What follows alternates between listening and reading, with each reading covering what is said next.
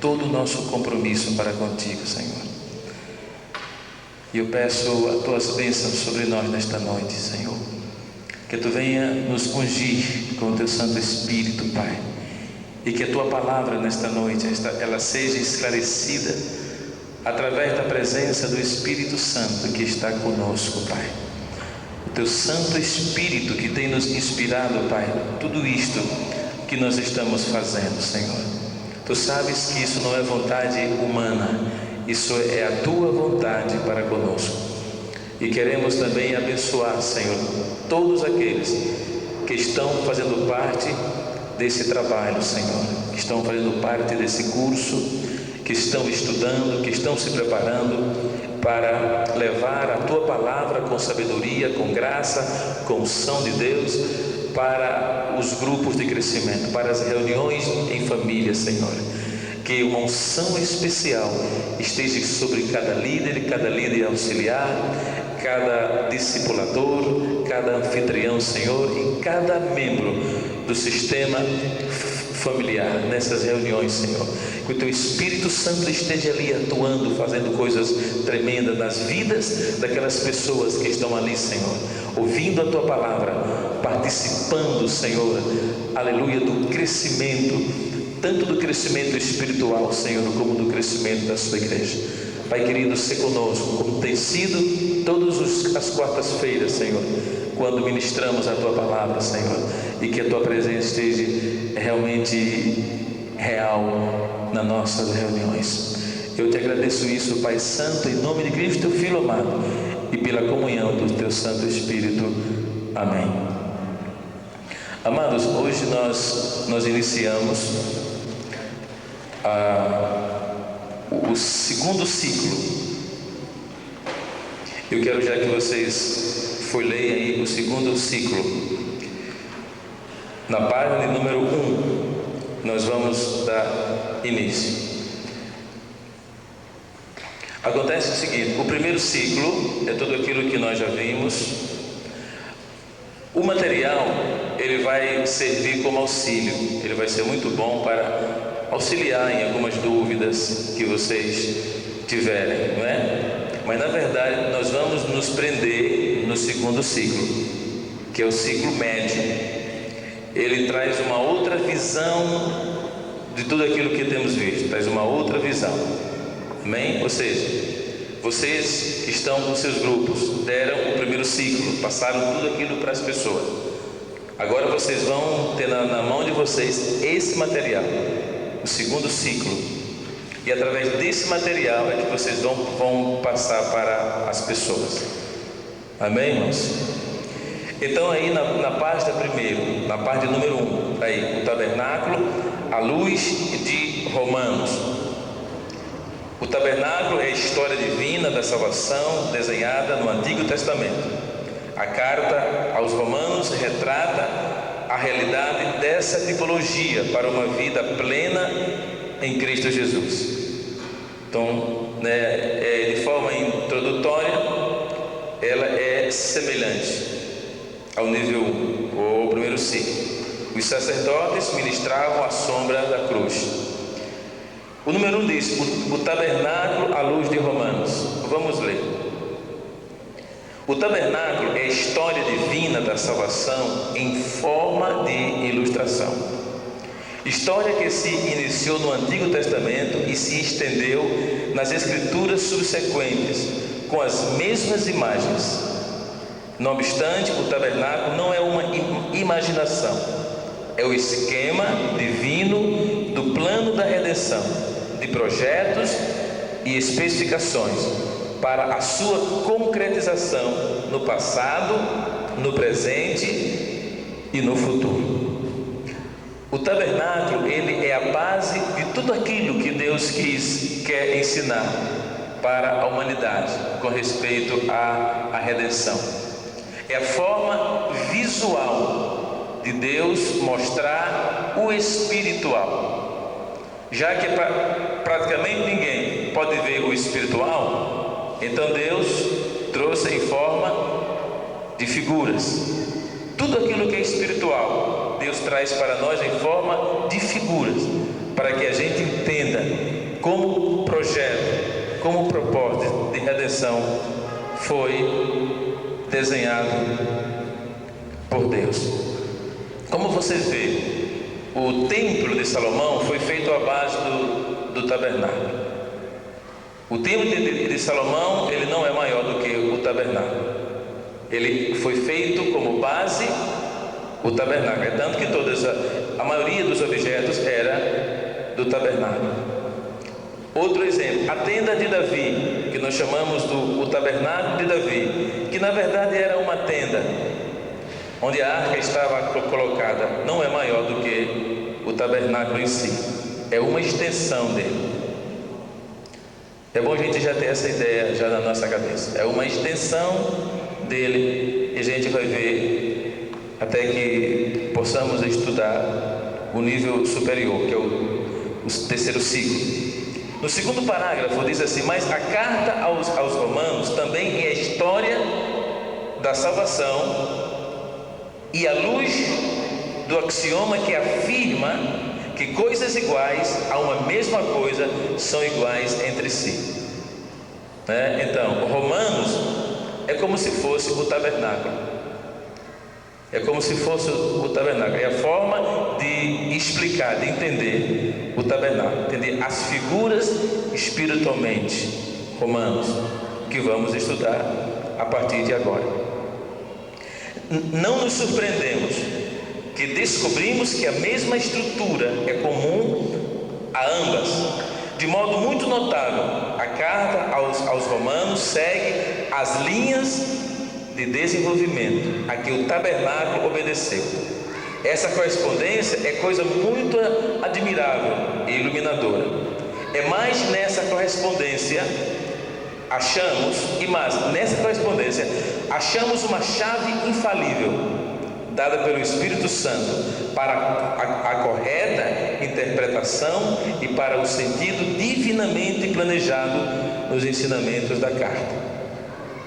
Então aí você vê a antiga figura que nós já demonstramos, é conhecida. Aí você vê, só que você está vendo umas letras, a letra A, B, C e D. Então essas letras nós teremos que seguir essas letras. Elas estarão sempre conosco para que a gente entenda. A parte de baixo aí, depois da linha negra para baixo aí no pé de página, o líder vai ter muitos auxílios. O líder ou o discipulador, ele vai ter muitos auxílios, não é? Para ajudá-lo na ministração das aulas. Muitas coisas boas ele vai ter muitos auxílios de pé de página, que vai enriquecer o conhecimento do discipulador e também do líder. Só que a partir dessas turmas nós já dividimos em duas cartilhas: o manual do líder, o manual do discipulador e o manual eu não digo aluno, né? O outro manual, que seria como se fosse o manual do aluno. Quer dizer, uma pessoa que queira adquirir agora, depois, esse manual já não vai somente para o líder. Esse manual com auxílio de pé de página, só o líder e o discipulador que pode ter. Amém, irmãos? mas foi entregue a todo mundo nessa primeira fase. Na página 2, nós vamos encontrar aí um A, um B, um C, um D, várias vezes, explicando várias linhas de pensamento. O primeiro A, nós vamos estudar o tabernáculo como estudamos no princípio. Então esse A é como ele estivesse aqui, ok? Esse A é como ele estivesse aqui, fora do átrio. Esse A, ele vai indicar a você o mundo, como antes, o mundo condenado, né? Tudo que está fora do tabernáculo é o mundo condenado por Deus. O pecado separa. A letra B você vai encontrar dentro do átrio. É como se eu colocasse aqui dentro a letra B. E você vai encontrar também alguns números. Aqui dentro, pelo menos 3 números: o 1, o 2 e o 3. A letra B, ela indica a você o átrio. E o que é que nós estudamos no átrio? A justificação. Então, à luz de Romanos, estudaremos no átrio a justificação. Não damos este nome no primeiro ciclo, mas agora você entende que aí nós estudamos a justificação e também com os 3 agentes de purificação: o sangue, o fogo e a água. O sangue faz expiação, cobre, oculta; o fogo purifica, a água limpa. Cada um agente de limpeza tem seu caráter purificador. A letra C, a gente vai encontrar ela no lugar santo. No lugar santo, aqui dentro a letra C. O número 4, o número 5 e o número 6. A letra C é a santificação. Vamos estudar a santificação. Você vai passar para o grupo. E na santificação, dentro do lugar santo, nós encontramos o pão que satisfaz a nós, o óleo que testifica a outros e o incenso que adora a Deus. Isso aí vamos estudar no átrio. Então o pão tem a ver com o corpo, o óleo tem a ver com a alma e o incenso tem a ver com o espírito. A letra D é o lugar santíssimo e tem o número 7. Aí no lugar santíssimo nós vamos estudar a glorificação, o trono da misericórdia que cobria os pecados. Aí vamos estudar. E só teremos condição de trabalhar para Deus se estivermos na glorificação. Se não estivermos na glorificação, o nosso serviço para Deus ele não é completo, ele não é como Deus quer que seja. É por isso que tem muita gente, irmãos, que não são constantes em Deus. Começa uma coisa e muitos não terminam aquilo que começa, porque ele não está no lugar que deveria estar, está fora de lugar. Então ele não tem a satisfação, ele vive de forma conforme o seu sentimento, mesmo que ele seja uma pessoa de Deus, e que porque ele logicamente deve estar no lugar santo, e ali no lugar santo ele está recebendo a satisfação do pão, ele está testificando como um testemunho, como a luz, e ele está adorando, mas ele tem dificuldade de trabalhar. Tem dificuldade. Quando ele se incita, então ele faz alguma coisa, tipo Sansão. Quando o Espírito vinha sobre Sansão, incitava Sansão, ele ficava poderoso. Aí ia fazer um desastre por ali e passava um tempo com problemas. E uma pessoa que não está preso em Deus, além do véu, ele é inconstante em suas ações. Depois do D, temos aqui o esboço do tabernáculo, sua estrutura, seus elementos mais simples. Buscamos aqui realçar somente suas verdades principais. Assim, oferecemos simplesmente as sugestões que suprem ao objetivo deste material. Ou seja, eu coloquei aqui, irmãos, outras ideias que podem ser enriquecidas dentro do material. Um exemplo: A é sempre o mundo, o estado natural do homem desde a queda. A, o estado natural do homem desde a queda, separado de Deus. O pecado nos separa de Deus. O A na figura. B, no átrio, a obra salvadora de Cristo em seu tríplice em seu caráter. Tríplice em seu caráter, Aí está os agentes de purificação. 1, 2 e 3. C, o lugar santo, o lugar onde entra o homem salvo para viver em concentração com Deus. Suas necessidades são satisfeitas. D, lugar santíssimo, o lugar de imediata presença de Deus. a qual se entrava só uma vez por ano, representando o pleno alcance da redenção, da qual a presença do nosso homem, Cristo, na glória é a presente garantia e sinal da restauração do homem à perfeita e eterna comunhão com Deus. Figurão. Outra ajuda. Evidentemente, o tabernáculo apresenta um progresso, né, de desenvolvimento, que corresponde ao progresso da revelação nas próprias Escrituras. Por exemplo, o tabernáculo na forma de tipo de ilustração, como simbolizasse o Antigo Testamento, a lei, onde somente o pecado era conhecido. Não se conhecia a solução para o pecado, só o pecado era conhecido. B. O tabernáculo concretizado na encarnação, os evangelhos. B. Os evangelhos. É uma outra ideia que se pode dar, né? C. O tabernáculo concretizado nos crentes, desde Atos até as epístolas. E D. O tabernáculo concretizado no mundo, que é o Apocalipse, né? No mundo. Isso fala de serviço, quando vamos levar Cristo ao mundo. E para fazer isso, temos que estar glorificados.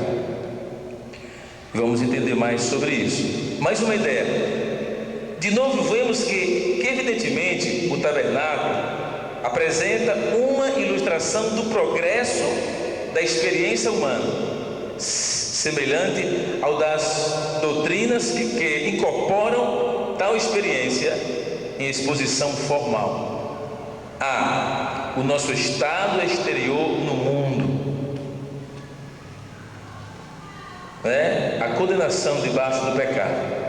Nosso caso exterior no mundo, a condenação debaixo do pecado. B. Nossa entrada na obra do Salvador por nós, a justificação pelo Filho. C. Nossa vida como crente em quem Ele mora, santificação no Espírito. E D. A glória de Deus restaurada na vida humana. Isso são ideias, né? Pensamentos que podem ser explorados, se vocês quiserem, nas reuniões. São maiores argumentos que vocês terão para enriquecer a ministração, né? Para número 4. Podemos ainda esquematizar os ensinos mais existentes do tabernáculo da seguinte forma. Aí tem esse retângulo aí para explicar. Primeiro vemos aí as letras A, B, C e D. Sempre vocês devem acompanhar essas letras, porque elas vão nos levando aos lugares que precisamos entender. Do lado esquerdo vem seu desenvolvimento, as escrituras, as pessoas e a doutrina. Seu desenvolvimento em A é um tipo, né? É um tipo. B, em Cristo. C, nos crentes. E D, concretização no mundo, quando eu recebo e levo ao mundo. As Escrituras, o Antigo Testamento. O A, o Antigo Testamento, como eu já expliquei. O B, os Evangelhos, não é? O C, Atos e as Epístolas. E o D, Apocalipse. As pessoas, quando você vai falar com as pessoas, relacionamento pessoal. O eu, fora da justiça. O eu. O filho, o B, no ato, né? O filho. No lugar santo, o Espírito Santo. No lugar santíssimo, o Pai. Agora, com relação à doutrina, não há condenação. No B, justificação. No C, santificação. E no D, glorificação. É isso aí, você pode explicar para a pessoa minuciosamente. Você pode fazer um quadrozinho, né, igual aí, e escrever esse ensinamento aí. Simples, eu creio. Muito bem. Primeiro parágrafo da página 4. A semelhança que tudo isso tem para com o que temos encontrado na carta aos Romanos é tão notável e tão clara que nos convida a voltarmos evidentemente ao esboço da carta e ver se encontramos o pensamento do ensino do tabernáculo através de todas as suas páginas. Se tal correspondência transparece por toda a carta, temos aí uma prova da mais alta ordem e valor de sua inspiração. Vamos provar, à medida que vamos estudando a carta aos Romanos, à luz do tabernáculo, vamos provando a evidência disso. Por isso, irmão, toda a atenção é pouco, principalmente nesse princípio aqui. Segundo parágrafo, o elemento de progresso do tabernáculo é adotado no seguinte esboço da carta aos Romanos, que designa as partes como degraus sucessivos. Assim é, de A a B, né? De A a B, de B a C, de C a D. Vai progredindo no ensino, progredindo no entendimento. Por isso que é simples. Ao passo que a experiência de Israel é o retrocesso. Israel foi o retrocesso. Israel não alcançou a glorificação. Então ele do ser, ele voltou para o ar. Não alcançou. Então isso é muito simples e muito impressionante quando você passa para as pessoas que não entendem nada sobre Deus, né? O que está aprendendo já teve uma noção como que um povo teve a oportunidade e não aproveitou a oportunidade. E a semelhança hoje daqueles que têm a oportunidade e que não aproveita a oportunidade. Ontem eu meditava sobre o Salmo 73 numa igreja nossa.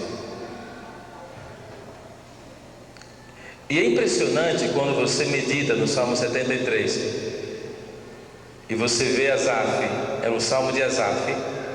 Asaf era um líder de adoração, era um levita.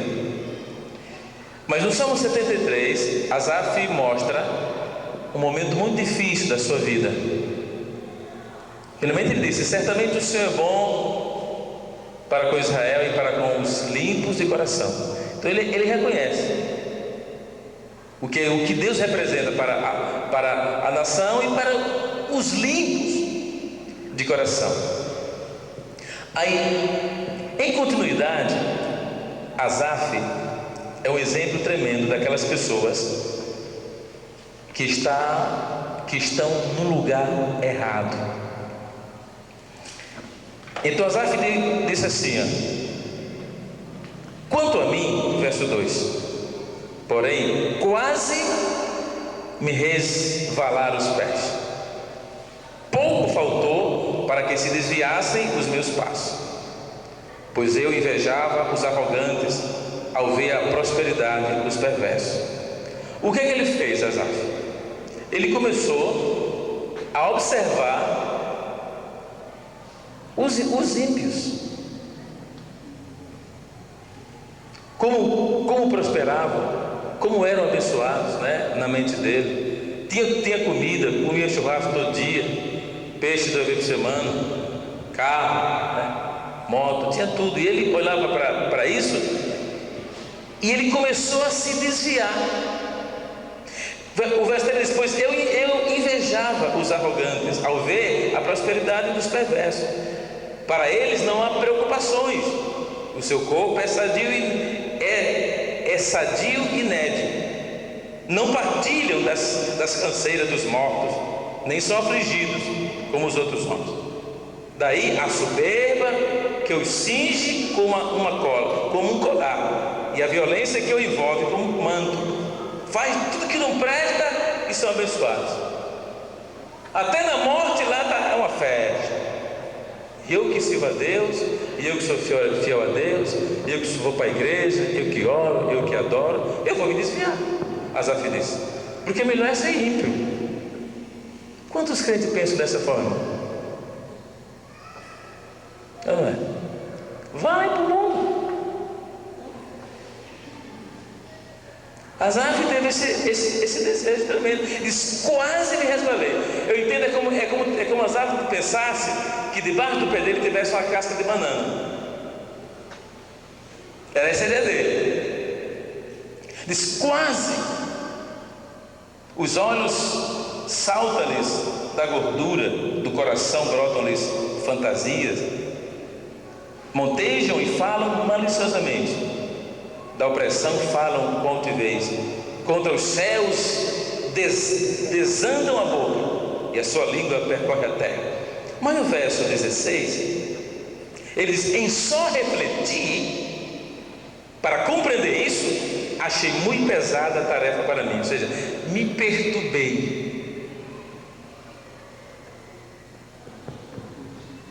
Ficou perturbado Asaf. Ao verso 17, até que entrei no santuário de Deus. Estava no lugar errado, irmão. Quando você está com esse desejo, porque você está no lugar errado. Você pensa que está no lugar santíssimo, está lá fora do ato. Está aqui, ó. Crente Zé Mané mesmo.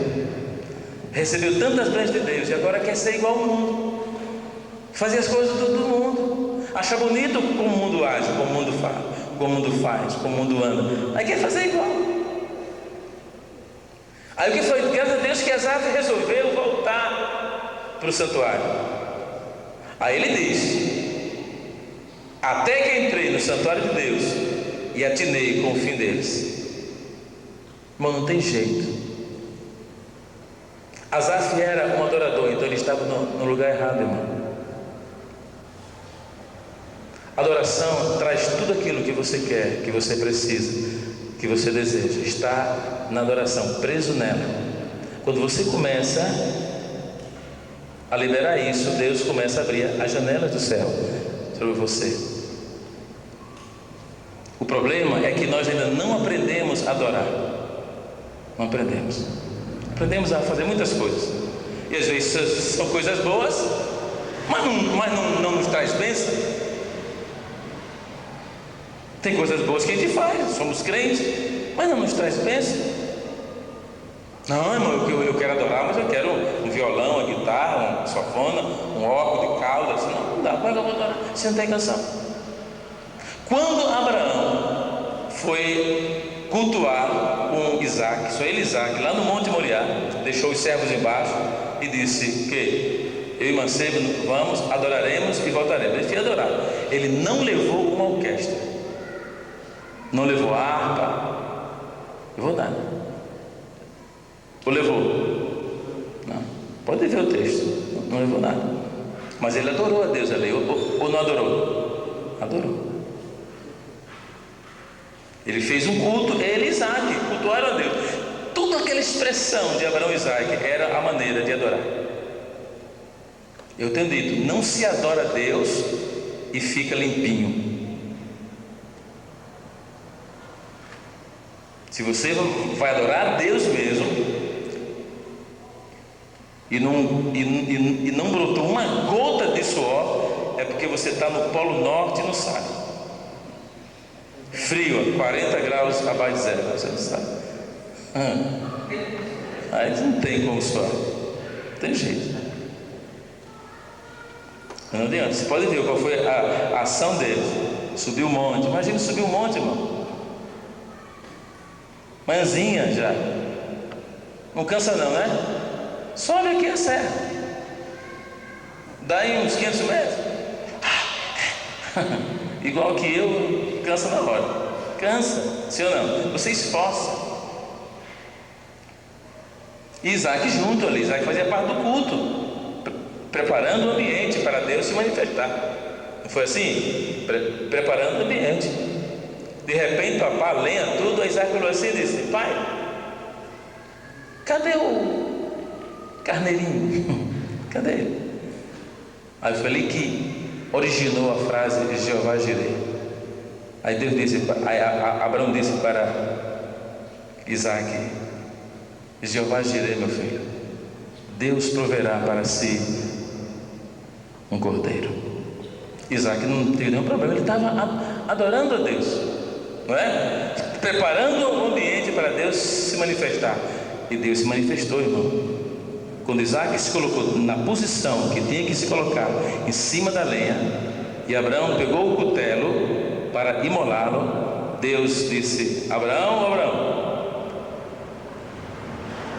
esse é o mistério, tem que estar no santuário, para se você quer bênção.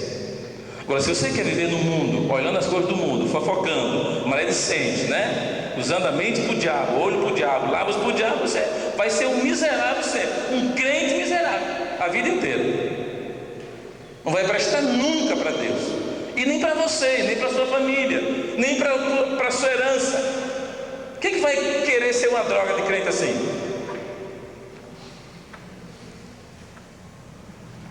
Então, no mundo não tem nada que preste. Olha Asaf. O Salmo 73 é uma experiência tremenda para nós, experiência de um homem de Deus que estava em crise. Por quê? Porque deixou o santuário, saiu do santuário. Tem jeito, irmão. O nosso lugar é no santuário, amém? É o nosso lugar. Aí embaixo você vê está vendo a mesma figura do tabernáculo que nós vimos no primeiro ciclo, igualzinho, né? O A no mundo, B, 1, 2, 3, C, 4, 5, 6, D, 7. É a mesma figura que já vimos. Quando você passa a página, você vê aí a introdução, amém? Então apresentamos o ciclo 2 e agora vamos introduzir. Paulo apresenta o Evangelho. Então vamos aprender essa introdução do capítulo 1, do verso 1 ao 17. Passe a página. Aí tem página 6, introdução. Carta aos Romanos, uma revelação do tabernáculo. Introdução, e tem a salvação 1 a 17. Paulo e seu Evangelho. Paulo, servo e apóstolo, chamado e separado. Por quê? Porque aqui Paulo apresenta o seu Evangelho. Paulo já não entra disciplinando a igreja que estava em Roma. Paulo apresenta primeiro a ele e o Evangelho que ele iria apresentar à igreja de Roma. As três personalidades essenciais ao Evangelho são, verso 1, o servo, verso 3 e 4, o Filho, e verso 7, os santos. Então, a relação pessoal de Paulo para com o Filho é de servo. Para com Jesus, Paulo é servo. Pois que apóstolo indica a sua relação oficial para com Cristo? Só Paulo. Por efeito de sua atitude voluntária, Paulo é servo de Jesus. E por um ato oficial, ele é filho. Mas Paulo é seu apóstolo por chamada. Amém? Isso aqui, irmão, ensina muito aquelas pessoas que quando chegam a uma posição ministerial se esquecem que eram servos, né? Tá igual, eram 2 diáconos. Eles não eram diáconos ainda, eram auxiliares. E naquela convenção eles tinham que passar um rio e ambos remavam a canoa. E remaram para ir para a convenção. Na convenção eles foram separados ao diaconato. Aí na volta, um diácono se sentou, né? E o outro pegou no remo, olhou para eles: tu não vais remar? Disse: não, agora eu sou diácono. Me deu o remo na cabeça dele. Sou diácono. Tem pessoas assim, não? Enquanto não é nada, é uma aparência de servo, servir. Mas quando eles são alguma coisa, eles não querem mais. Então não eram convertidos, sim ou não? Então veja bem, Paulo se apresenta primeiro como servo. Paulo, servo, em primeiro lugar. Depois ele fala aqui de filho e de santo. Então o que é que nós entendemos? O bom servo é convidado a ser filho. É igual os escravos do Antigo Testamento, quando eles permaneciam na casa do seu senhor, como o Eliezer, né? Então eles, se o senhor não tivesse filho, se eles permanecessem na casa no tempo da libertação, eles podiam ser dele. O senhor podia adotá-lo como filho. Então nós, se formos um bom servo, seremos chamados para sermos filhos. E se formos um bom filho, Ele nos chama para sermos santos. Amém, irmão? Aí como santos, aí Ele dá o ministério. Sabe por quê, irmão, esses obreiros não prestam por aí? Sabe por quê? Porque eles nem foram servos, nem filho e nem são santos. Então como é que vai servir se não for nada disso? Como é que vai ser um apóstolo? Como é que vai ter um ministério quando não foi um servo? Quando não foi filho? Quando não foi santo? Não tem jeito. Então Paulo explica muito bem a sua chamada, mas primeiro ele mostra o seu evangelho. Na página 7,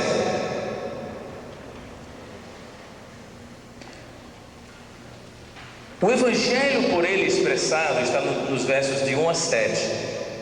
Então ele diz no verso 1, da parte de Deus. Então o seu evangelho não era o evangelho dele, era seu, porque era ele o ministro do evangelho. Então aquilo que Paulo cria era dele, porque ele havia recebido de Deus. É como nós. Jesus não é nosso Senhor, então aquilo que é dele é nosso. Então o evangelho de Jesus Cristo, mas você pode dizer segundo o meu evangelho, o evangelho que você tem abraçado, o evangelho que você crê, o evangelho que você prega, o evangelho que você anuncia, o evangelho. Então Paulo disse que os instrumentos desse evangelho foram os profetas. Sobre quem eles falaram? Sobre Jesus. Qual era o objetivo? Para todas as nações. E qual era o assunto? Para que todos fossem santos. Então esse é o desejo de Deus, irmão. Quando nós levamos o evangelho para alguém, temos que pela fé estar crendo que assim como nós somos santos, o evangelho que nos tornou santo, o poder de Deus, vai fazer também com a pessoa que nós estamos evangelizando. Amém? Que aquela pessoa que você está evangelizando, ela vai receber o evangelho, e o poder do evangelho, assim como transformou você, vai transformar também aquela vida. Amém? Desde que ela realmente aceite em seu coração.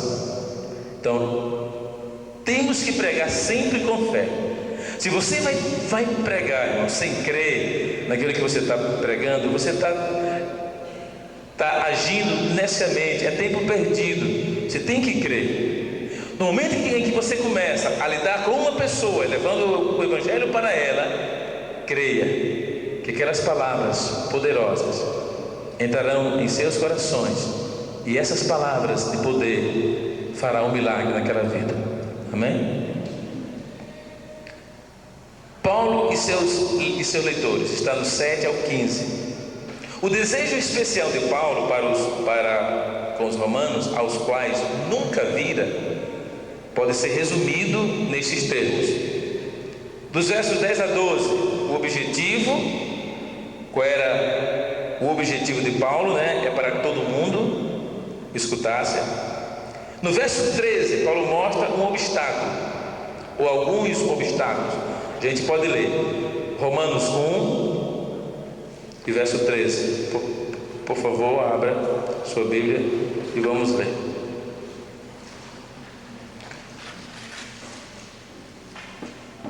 Diz assim: portanto, não quero, irmãos, que ignoreis que muitas vezes me propus ir ter convosco, o que tenho sido até agora impedido, para conseguir igualmente entre vós algum fruto, como também entre os outros gentios. Então Paulo estava querendo ir a Roma e não podia ir. Isso ele fala como sendo obstáculos, que o Evangelho o desejo de levá-lo desperta o mundo, o reino das trevas, e o reino das trevas procura impedir. E muitas vezes, irmão, Paulo diz aqui que foi impedido. Ele não diz que foi impedido? Agora, esse impedimento não inibiu Paulo. Paulo não ficou inibido com o impedimento. Tem gente que se inibe, vai pegar o evangelho e começa a chover. Ah, não vou mais não, eu vou tomar banho de chuva. Aí tá fresquinho. Ah, irmão, estou com frio e não vou andar com cobertor, eu vou outro dia. Ah, irmão, o sol está quente para dedéu. Vamos deixar ele esfriar. Esses impedimentos medíocres, mas eles acontecem, né? Às vezes outras coisas, irmãos. Chega uma visita, ela é mais importante que o evangelho. Sim ou não? Chega uma visita lá no íntimo. Que bom. Se for mandado por Deus. Que Deus, nada, irmão. Impedimento para levar o evangelho nunca é mandado por Deus. Paulo diz aqui. Sempre quis ir e acontecia alguma coisa, mas isso não inibiu Paulo. Ele mandou a carta. Amém? Ele mandou a carta aos romanos, e graças a Deus por isso, essa carta ficou aí como foi no par do cânon sagrado para nós hoje termos essa impressionante carta de Paulo. E as obrigações, então no 14 ao 15 ele diz assim: pois sou devedor tanto a gregos como a bárbaros, tanto a sábios como a ignorantes. Por isso, quanto está em mim, estou pronto a anunciar o evangelho também a vós outros em Roma. Quer dizer, Paulo era um escravo do evangelho. Ele era um escravo de Jesus, e aonde que Jesus mandasse, ele ia. Mas Paulo não sofreu somente esse impedimento, ele sofreu outros impedimentos. Então, irmãos, abra os seus olhos quanto às reuniões dos grupos. Não brinque com as reuniões dos grupos. Não, hoje eu vou fazer reunião, não. Eu vou, vai vir aí, vou ver Santos e Fortaleza. Não sei se alguém foi. Cuidado. Você não está brincando, não. Você está fazendo uma coisa séria para Deus. Cuidado com o que é que você está fazendo. Você formou um grupo e você está evangelizando esse grupo. Cuidado com outras prioridades. Cuidado. Não brinque com eles, não, irmão. Porque esse grupo não é seu, não, e nem meu, não. Você fez esse grupo para levar o evangelho, sim ou não? O evangelho, levar Jesus para essas pessoas aqui. E tenha muito cuidado com aquilo que você abraçou, a responsabilidade que você tem com esse povo. Em nome de Jesus, vamos aprender aqui com o apóstolo São Paulo a termos responsabilidade, chova ou faça sol. Amém? Eu não digo, morreu minha mãe, irmão.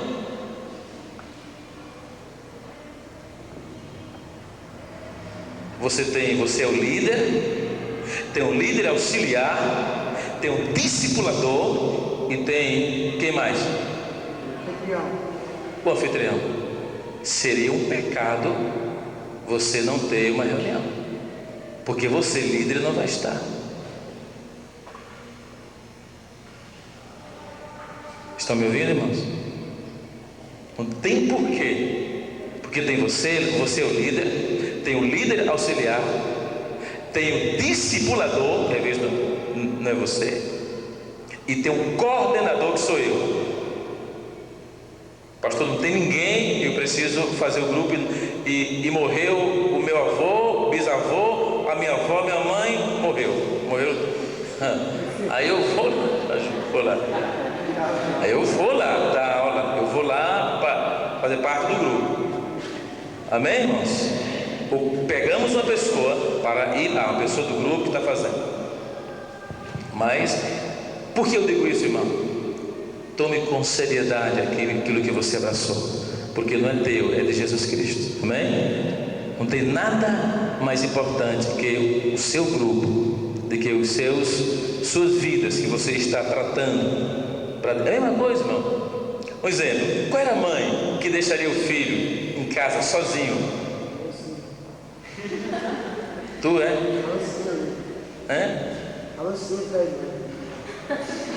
Aí tem que prender essa pessoa.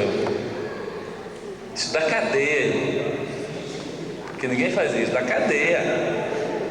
Ninguém deixa uma criança que não tem ação nenhuma sozinha, que vai para qualquer lugar aí do mundo. Não, deixa não. Cuidado, são todos filhinhos que não tem como, não sabem, não pode viver por si só. Então pense nisso, em nome de Jesus Cristo. O Evangelho de Cristo não é só para todos os homens, mas é também para o todo do homem. Suas mensagens de poder transformador devem falar persuasivamente a mente, 12:2, né? Infiltrar e invadir o coração e fluir incessantemente por toda a vida. É isso que você faz quando você leva o Evangelho. A pessoa tem que entender, não tem que entender? Então, quando ele entende, irmão, você já entende também que poderes do diabo foram destruídos. O inimigo que tomava aquela mente, cegou aquela mente, no momento em que o Evangelho chegou e a pessoa creu, é despedaçado o poder das trevas sobre a mente. Amém? E a mente dele se abre ao entendimento, que estava cega. Um milagre aconteceu ali. Perceba isso, irmão. Em nome de Jesus. Aconteceu um milagre ali. Muito bem. Aí no verso 7, aí na página 7, tem saudações de graça e paz. Por que essa saudação, irmão? Paulo sempre não usa shalom, e nem tampouco usa só graça. Usa paz e quê? Ou graça e paz. Por quê? Porque a igreja, você vê todas as saudações de Paulo é dessa maneira.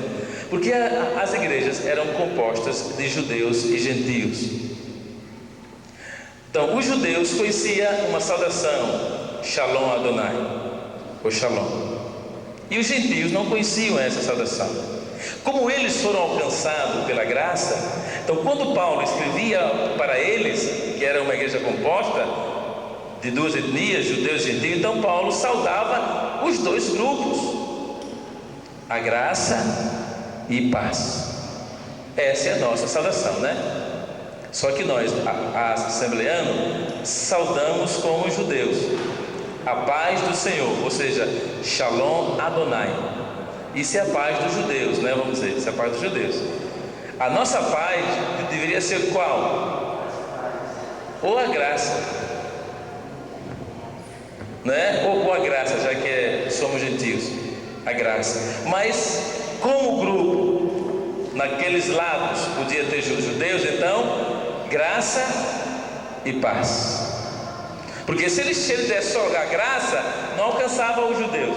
Se desse só a paz, Adonai Shalom, o Shalom Adonai, não alcançava os gentios. Então, paz e graça, ou graça e paz. Verso 8: ações de graças por todos eles. Pode ver que Paulo diz assim no verso 8: primeiramente, dou graças a meu Deus.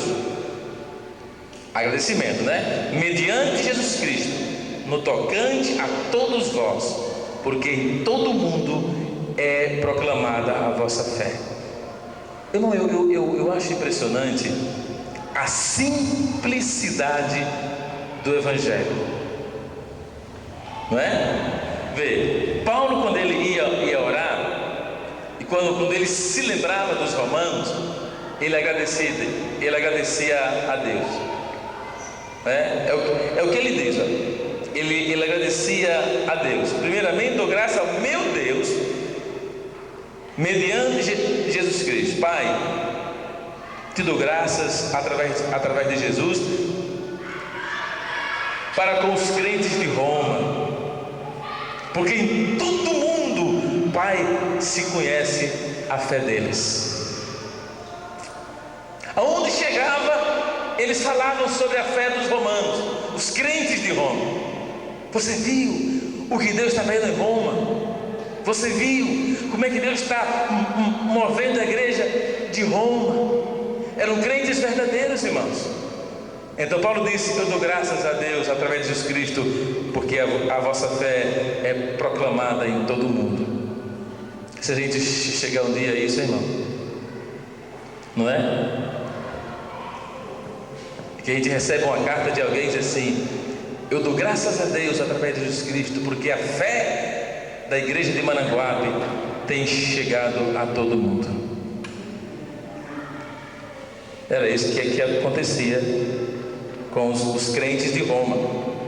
Então Paulo diz no verso 9 que estava orando sempre por eles. Diz: porque Deus, a quem sirvo em meu espírito, preste atenção a essas palavras, porque Deus, a quem sirvo em meu espírito, no evangelho do seu Filho, é minha testemunha de como incessantemente faço menção de vós. Veja, incessantemente. Irmão, acho que Paulo vivia orando todo tempo, né? Todo tempo. Então, se ele faria menção, então Paulo não orava só em línguas. Orava em língua, mas não só orava em línguas. Paulo orava com entendimento, e ele disse mesmo que orava.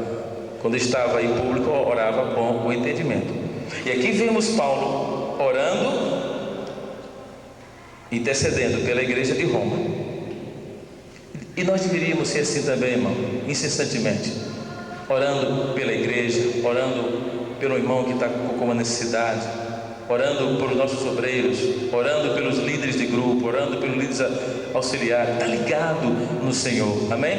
Ligado sempre no Senhor, sempre orando, responsável. Isso não é a vida cristã, irmão? Não é? A vida cristã, Paulo está mostrando aqui como uma vida cristã é desenvolvida. No verso 10 ele diz: oração para que possa ir estar com eles. Paulo tinha um desejo enorme de ir a Roma, conversar com eles, estar lá, falar pessoalmente. Não escrever uma carta, mas ir mesmo pessoalmente. Mas nós não temos prova disso, né? Foi depois, como prisioneiro. E o verso 11 a 13, Paulo fala o desejo de servi-los, porque muito desejo ver-vos, a fim de repartir convosco algum dom espiritual, para que estejais confirmados, isto é, para que a vossa companhia reciprocamente nos confortemos por intermédio da fé mútua vossa e minha. Que coisa linda, irmão. Eu vou dar, irmão, eu quero receber também de vocês.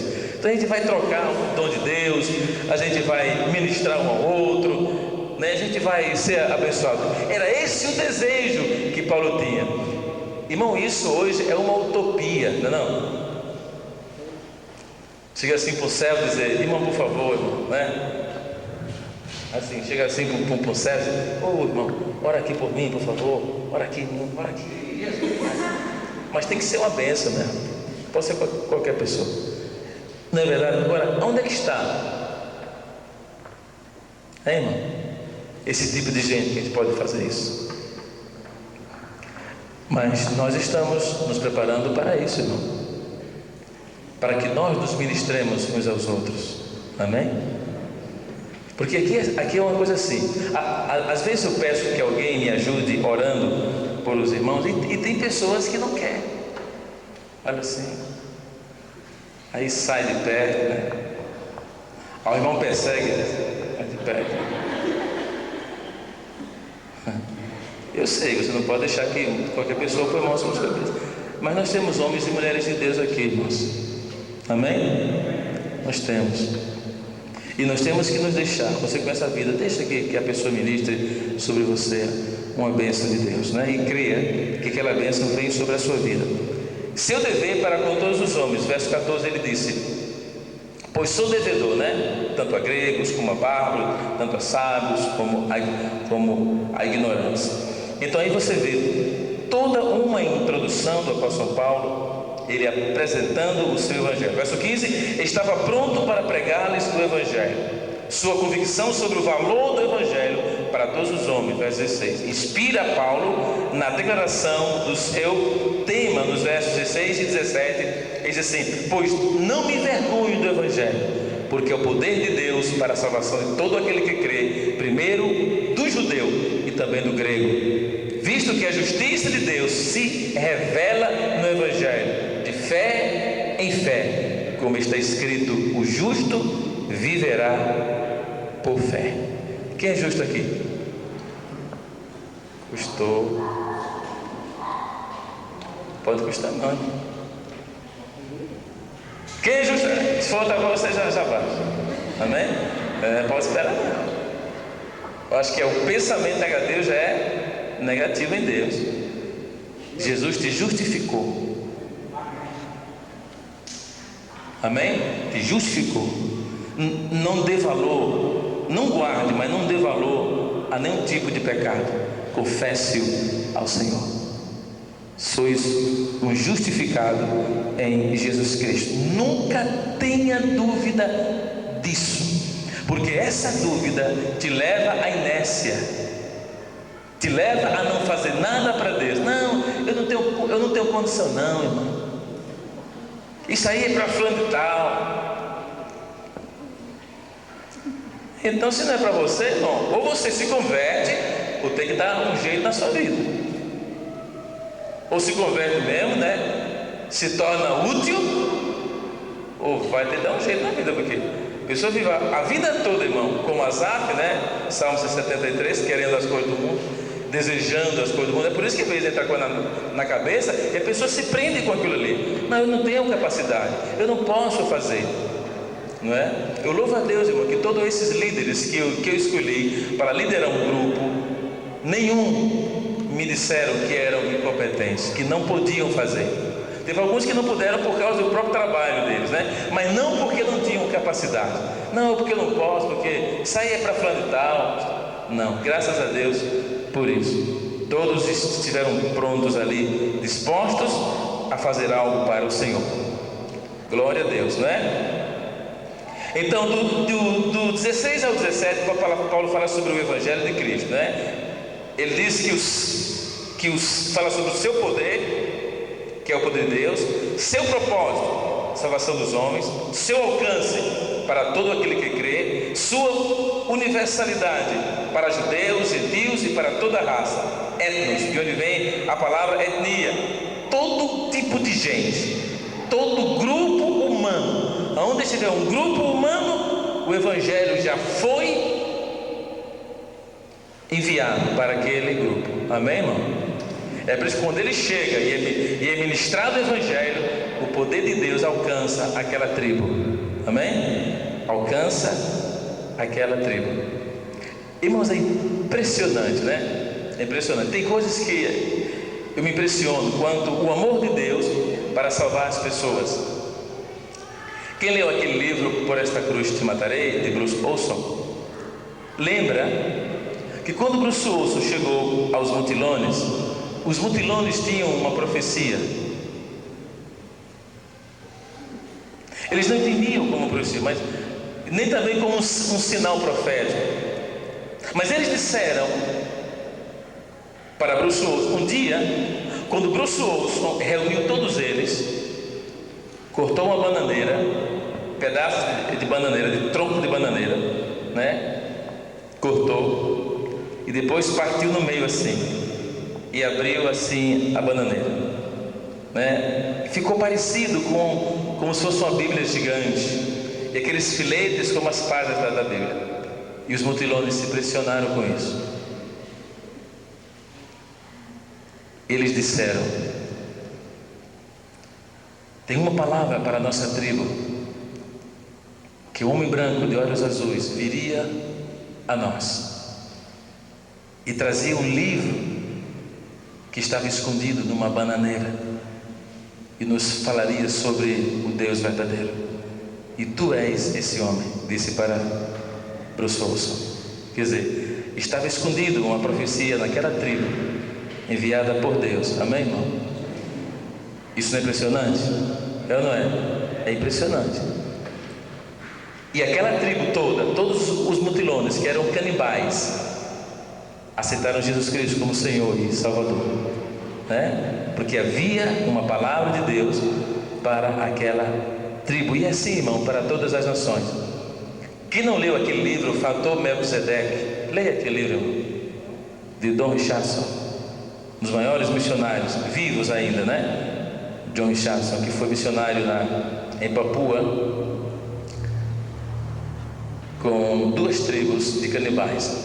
Nesse livro ele mostra várias nações do mundo e tribos do mundo que já tinham um sinal profético de Deus. Até a China. A China tem uma palavra para o homem do meio. Sabe qual é a palavra chinesa para o homem do meio? É 3 cruzinhas. E a do meio é Jesus. Na própria escrita, nos símbolos da escrita chinesa, já está uma palavra de salvação para os chineses. Não é amor de Deus, irmão? Jesus quer salvar todo mundo, irmão. Você que não sabe. O desejo de Deus é salvar todo mundo. Eu sei que nem todos querem o evangelho, mas o desejo dele é esse. Então Deus insiste em salvar a humanidade.